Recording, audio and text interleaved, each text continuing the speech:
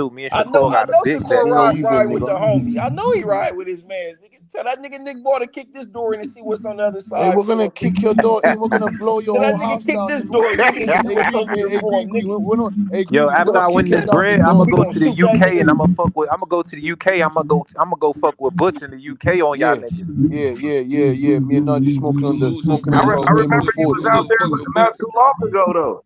He Yeah, was H, out there not too long ago. yeah, I remember. I be out there. I was out there. I'm about to go again to the UK, but this time I'm gonna link up with I'm gonna Butch go on out y'all there niggas. too. Yo, I'll Chop, get you my don't shit want it with my together though. nigga Butch, Chop? You don't want it, fam. You don't want it, blood. You hear me? We got Nick Bull out here, gonna be the new belt holder, the new champion. You hear me? New champion, Richie Riakport, the new light heavyweight, Man, we beat fucking Ray. cruiserweight Hey, Butch, champion. we about to beat Ray Mysterio up, nigga. We You ain't beat Ray about to do nothing, Mysterio man. up. Hey, listen, Raymond Ford looks like he needs to Nigga, we beat Ray he needs to be Mysterio up. Yo, activating Green, power on Nick Saturday, Bull for is mad Saturday that he shit. got robbed. He said, I'm taking it out on Ray Ford because they robbed me. I'm We're taking it out stealing on this exactly. We're nigga. That stealing. nigga We're don't want to stealing get that name into a as well. firefight with my nigga We're Ray Ford. taking I'm that name telling you, away he from better you as well. box. We're gonna be the His savage now. best, We're taking his, that name his away from you. best We're bet is he taking that better name, man. box, We're nigga. taking that name. He didn't look like no savage in that last fight. We're taking that name, boy. You hear me? Hey, Naki, when you going to one of them Saudi fights, though, my nigga?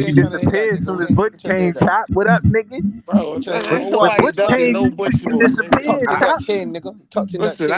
Listen, where my shoe at?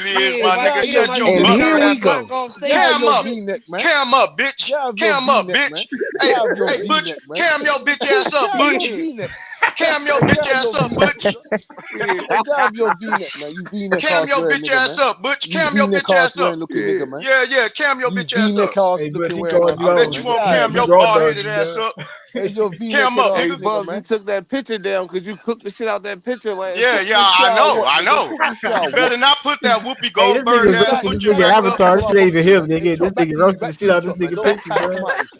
Back Ain't to no you, Chop, shit. man. That's why that shit was Hey, so don't try to come out hilarious. of this.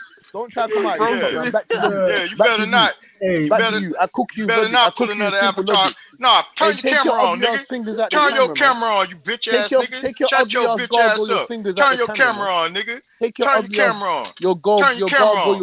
your Turn scarecrow your camera fingers, on, man. you bitch Take ass your nigga. ugly ass Shut your bitch dinosaur ass fingers up, out the nigga. camera, man. Turn your camera on. You look like a You on here pterodactyl, talking about nigga. You look like money. a This nigga pterodactyl, was you on here ugly talking ass about money gargoyle again, ass nigga. looking nigga, man. This nigga was on here talking about You look money like a again, nigga. He pterodactyl, trying you to play You dinosaur. trivia ready? questions. Hey, You look like hey, something that you hey. look like one of them You hills have eyes, man. Yeah, You yeah, see yeah. the movie Hills Have You ready Eyes? to go spend that $1,000, nigga? You bitch ass You nigga. seen the Remember that? movie Hills Remember Have that Eyes? You challenge? seen the movie Remember that Hills Have challenge we Eyes? had? Remember that challenge we had the other night? I heard you on here Hey, talking stop about money smoking the earlier. sticks and Yeah, seeds, yeah. You man. ready to go spend that What you got in there? 1,000? Sticks and seeds. Let's What go you got in spend there? that 1,000 on live. What you Ready? got in Turn your there? Sticks camera and on, nigga. seeds. Turn What your you got in camera there? on. What you got Turn in your there? camera Sticks on. and seeds. What you Turn, got in there? turn, Sticks turn your and camera on. seeds. What you got Turn in your there? camera on. Turn your camera on. I'll buy you some new teeth, we boy. Man, hey, why don't you turn your camera on? Let's go spend that 1,000. We doing smoking your pack. Hey, why don't you turn your camera on? Let's go spend that 1,000 on live, I'll buy like you a new T-shirt, nigga. Yeah, that's what I thought. That's what I thought. You ain't gonna turn your camera on. Nigga. I bet you won't turn your camera on. You wearing a V-neck. I can't take you seriously. That's because my muscles is bigger than yours. You wearing a V-neck, I can nigga. fit my shirt. Turn your camera on and let's see your belly. Let's see your overflapped ass belly, nigga. Let's see your. I bet your belly is. I bet your T-shirt is way out here, nigga. Let's turn your camera on. Turn your camera on, nigga. Bro, you pull a hamstring, fuck with me. That's what I thought. You pull a hamstring, fuck with me. Hey, UK niggas ain't allowed to talk about people's teeth, nigga. Y'all niggas got the worst dental shit. Y'all still walking around this bitch like George Washington, nigga. Hey, check this out, nigga. Here we go again, nigga. I thought you said we were smoking on Reggie, nigga. You got some of that? Yeah, that's some sticks and seeds, man. That's nothing in there, man. There's nothing in there. That's the Haney pack, nigga. You bought that last My nigga put that sticks and seeds, nigga. Sticks and seeds, nigga. Yeah, sticks and seeds, huh? That's why we love cameras. That's why we love cameras. He got a whole Where's yours at? He got a whole jar of Arrow Spin. Where's yours at, bro? What's that? Where's yours at? Where's yours at? That's Arrow pack. Where's yours at? What's that? That tank pack. That's Arrow. Where's yours at? That's the Haney pack, nigga. That's the new Shakur strain ain't even on the street yet, nigga. But it's coming soon, man. That's that futuristic tank pack, boy. That nigga got a bowl. He's smoking on food, fam. He's not smoking weed. He's smoking food, fam. He's smoking food. He's smoking gumbo. What are you doing? He's smoking food, fam. He ain't smoking no weed. Yup. You ain't on shit. You ain't on shit, little man. You ain't on shit, little man. My nigga Butch said that sticks and seeds in there. Sticks and seeds, man. You get me? It's all popping. It's all crackling and popping. Hey, but this nigga ain't gonna turn. Hey, look, this nigga ain't gonna turn on his camera and show us nothing he's smoking. Hey, Bob, this nigga ain't gonna turn his camera on. Hey, Bob, Hey, look, this nigga ain't gonna turn his camera on and turn. Hey, look, turn your camera on. UK dirt, hey, Bob, you ain't smoking on nothing, though. Hey, Bob, Hey, Bubla. Nigga, your shit's still in a plastic bag. Hey, Bubla. Let me show you what your shit is. Hey, Let me show you what let me show you what this nigga. Let me show you what this nigga sacks look like. I'm gonna show you what your sacks look like right now, my nigga. See all that ready, my nigga. Hey, let me show you what your sacks look like. I'm gonna make your sack right now. This what your bag. This what your weed come in, nigga. Your weed come in one of these. You're not ready for me. I'm a bulldog. Your weed come in one of these, nigga. This what your weed come in. I'm about to make your bag right now, nigga. I'm a bulldog. Hey, look, this how your bag is made. Hey, chop is my speed bag. This how your bag is made. Look, I'm gonna show you what your weed look like. Chop is my speed bag. This is what your bag be looking like. You're my heavy bag. You're my heavy bag, and chop. Look at your bag look like this. That's what you letting the Victor's my medicine ball. Victor's my medicine ball, man. Hey, Victor, you're my medicine ball, nigga. This is what your bag look like. Butch be smoking on, Look, bro. My weed come in this, and my weed come in this, bro. You bought that 2 months ago, man. You just kept the packaging. This nigga right here, his weed come like this. No, bro. My weed don't come like that, bro. He's smoking exotic. My weed don't come like that. This nigga weed still come like this, bro. He's still getting these sacks. You still getting these sacks. My weed don't come like that. Yeah. You still getting these. Nah, big man. Yeah, you still getting these, my nigga. You still doing these deals. Nah, bro. My weed don't come like that, bro. This nigga still doing these deals like Nah, bro. My weed don't come. My weed comes like this, bro. My weed comes like this, bro. That's how my weed comes, bro. We had to know. My weed comes like this, bro. Nigga, pull that shit out. We had to know Haney bag. One little jar, nigga. Yeah, open the jar. Let's see how much you got. We got Haney bag. My weed comes like that. My nigga Butch cammed up on y'all niggas now. We got Haney bag for sale. Come on, open the jar, nigga. We got Haney baggies for sale. It's empty. His jar, look, his jar is like this. It's empty, nigga. My nigga Butch. My nigga Butch is my Butch. No, we can't see no weed, nigga. You just got an eighth in a jar. My man said it's empty. My man said it's empty. You got an eighth in a jar. Hey, bro. Nigga, get them niggas they jar back. Get them niggas they jar back. Hey, you know they got restrictions over there, bro. Hey, bro. I've got multiple, bro.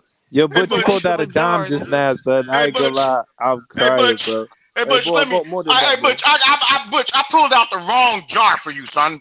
I need this one. Let me get this jar. My bad, jar. No, that's a different. My bad, jar. Hold on.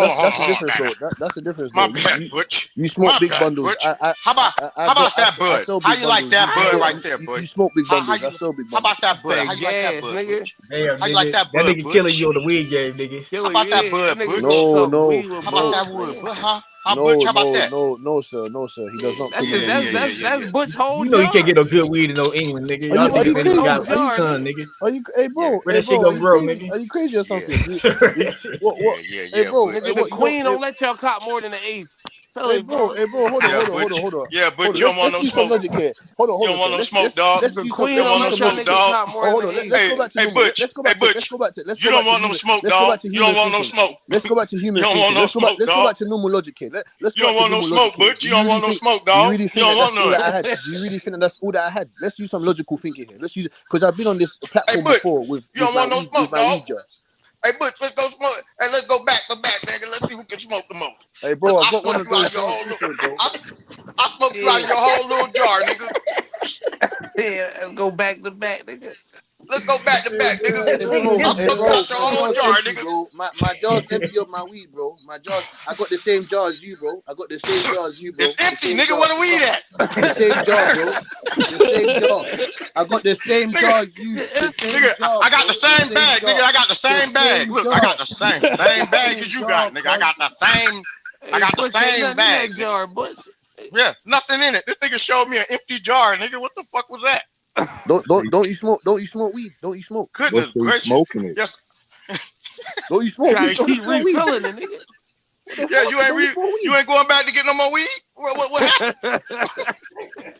Did you run out? Did you want some?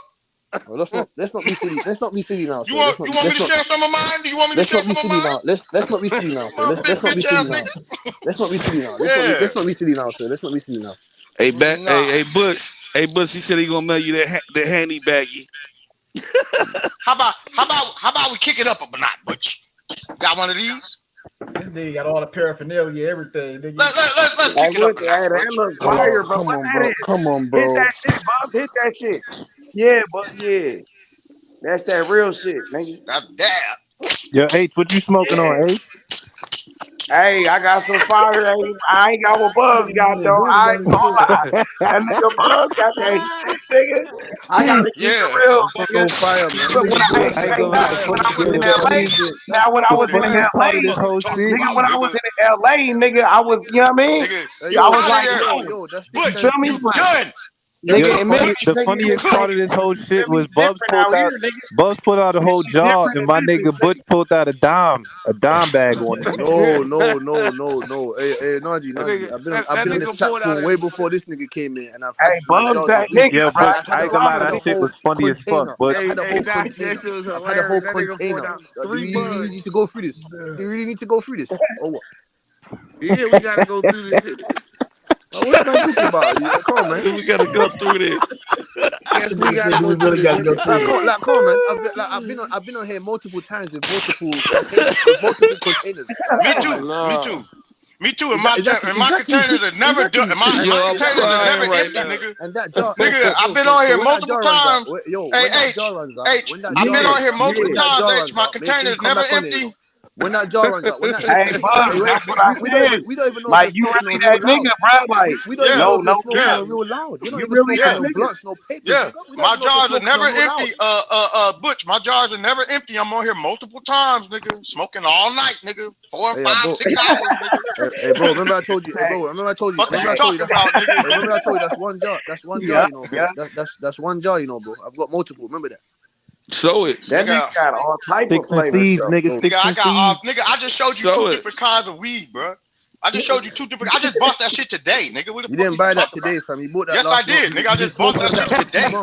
You've been smoking that for 2 months, man. I just went to the store and bought that shit, nigga. Hey, look in the chat, bought that shit last month. Nigga, look in the chat, nigga. You I just bought that shit today. You can go back into the H money. Nigga, hey, look. Hey, you can go back on the. You can go back on the. You can go back on the chat. Look, bro. The last time I was smoking champagne kush and banana split, right?